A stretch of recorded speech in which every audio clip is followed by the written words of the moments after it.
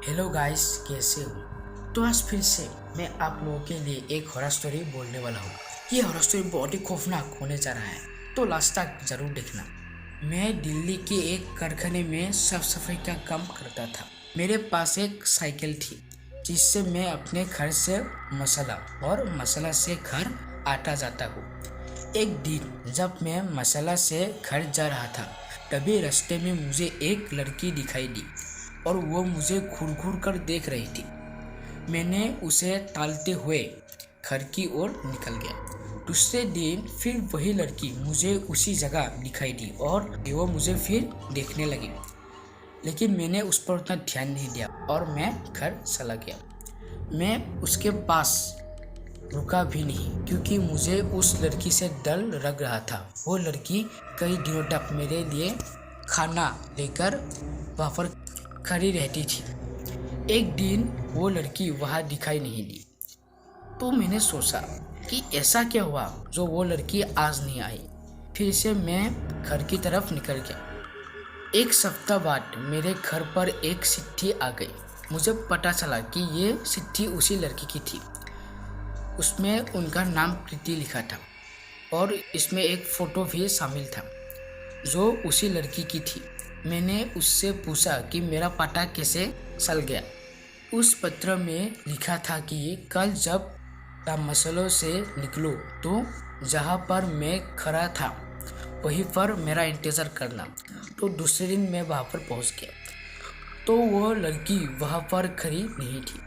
मैंने काफ़ी इंतज़ार कर रहा था, फिर भी वो लड़की वहाँ पर नहीं आई। मैं निराश हो गया और घर की तरफ चला गया।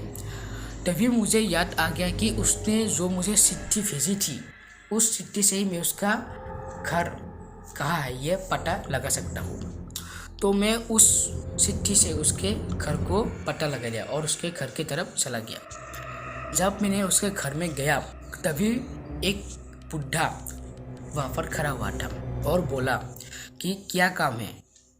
तो मैंने बोला कि मुझे प्रीति से मिलना है। तो उस बुढ़े ने कहा कि मैं उसका पापा हूँ और प्रीति को मरे हुए 2 महीने हो चुके हैं। ये सुनकर मेरे रोंगटे खड़े गए और मेरी सांसें थम सी गई, क्योंकि जो मुझे रास्ते में मिली थी, जो मुझे पत्र लिखा था, वो कौन था।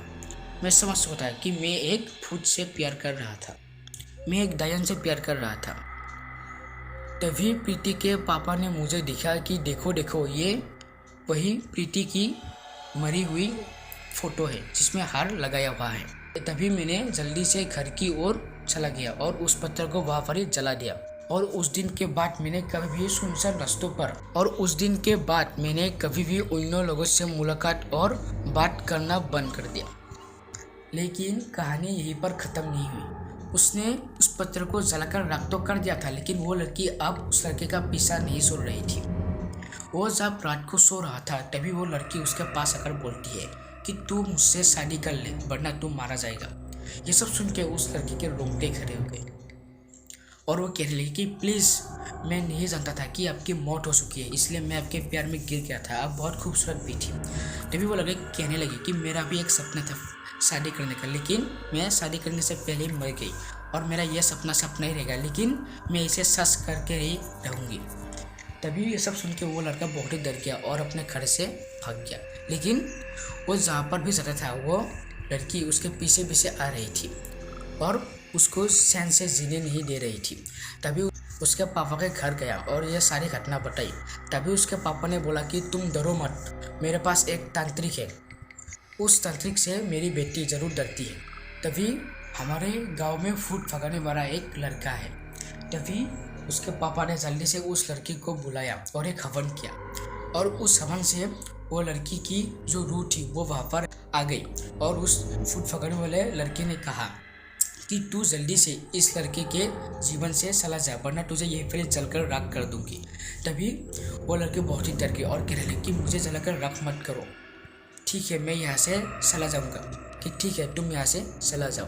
तभी उस दिन से वो लड़की उस लड़के को कभी दिखाई नहीं दी और उस लड़की को भी शांति मिल गई और उस लड़की की रूह को भी शांति मिल गई। तो यही थी गाइस मेरी एक छोटी सी कहानी। अगर ये कहानी सुनकर आपको ज़रा सा भी खौफनाक लगा हो, रोंगटे खड़े हुए हो, तो इस चैनल को लाइक और सब्सक्राइब जरूर करना। तो मिलते हैं नेक्स्ट और एक खौफनाक वीडियो की ओर।